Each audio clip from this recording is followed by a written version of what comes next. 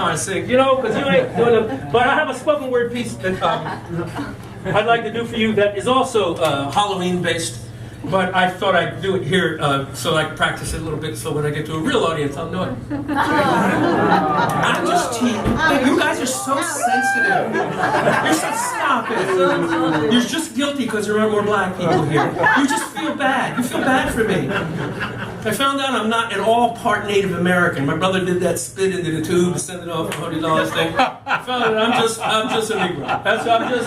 And I should be like more proud of it than I was. I used to.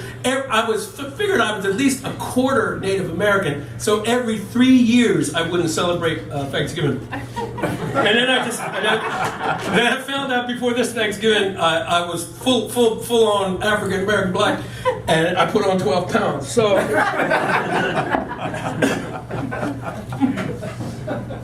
we were brown and tall, Jew and small, freckled, fat, buck-toothed, flat, black and broken, short and Christian, with teeth and hair in every direction.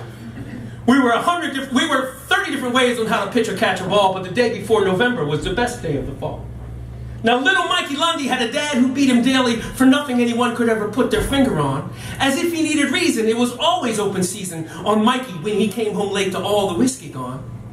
Now, little Mike was especially keen to be the Hulk at Halloween because he could wear a suit of green and hide the cuts and bruises. Hell, for one night we could all just be just what we wanted to be most. Robber, princess, vampire, ghost, whatever our muses chooses. Because we were brown and tall, Jew and small, freckled, fat, buck-toothed, flat, black and broken, short and Christian, with teeth and hair in every direction. We were 20 different views on which superhero had it all, but the day before November was the best day of the fall. Now, the older boys would spin us stories of Miller's Field and of a man that crossed old Mr. Miller and then disappeared from sight.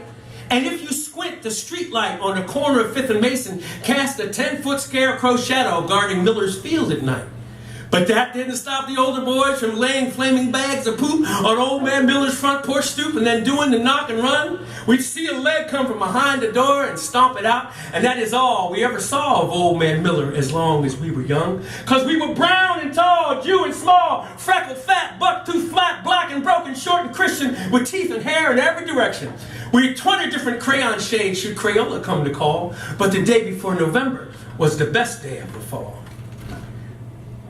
We hated the candy apples that the Gormans tossed into our bag. They gummed up all this other stuff with their icky, sticky splatter. So Mikey's big idea, of course, was leave them on old Miller's porch, shout, trick or treat, stink your feet, and then bang the door and scatter.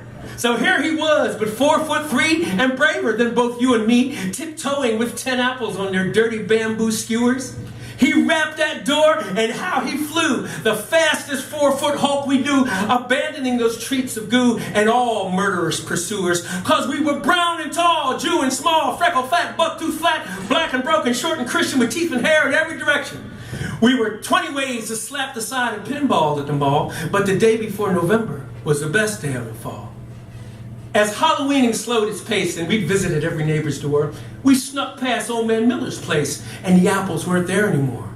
So one by one, with pillowcases, booty filled and chocolate faces, we peeled off from our group for home to make our stomachs sore. The next day on the bus, we tallied peanut butter cups and raisinets and good and plenties when Mikey shrugged and said, "My father never came back home." And we said nothing. We just kept blowing bazooka bubbles and chewing peanut M&Ms instead. The days grew warm and we hit the bikes in shorts and t-shirts, and so did Mike. The only bruise still on that type was just above his shoe, where a pedal caught him on his shin, jumping a curb in a banana seat Schwinn. That shaver made us all seem braver with all his daring do. He smiled a whole lot more since then, but he never saw his dad again, and speculation has it that that bird just up and flew.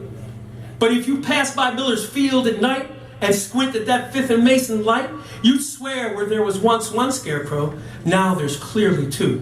Cause we were brown and tall, Jew and small, freckled, fat, buck-toothed, flat, black and broken, short and Christian, with teeth and hair in every direction. We were 100 different hopes and dreams spray painted on God's wall, but the day before November was the best day of them.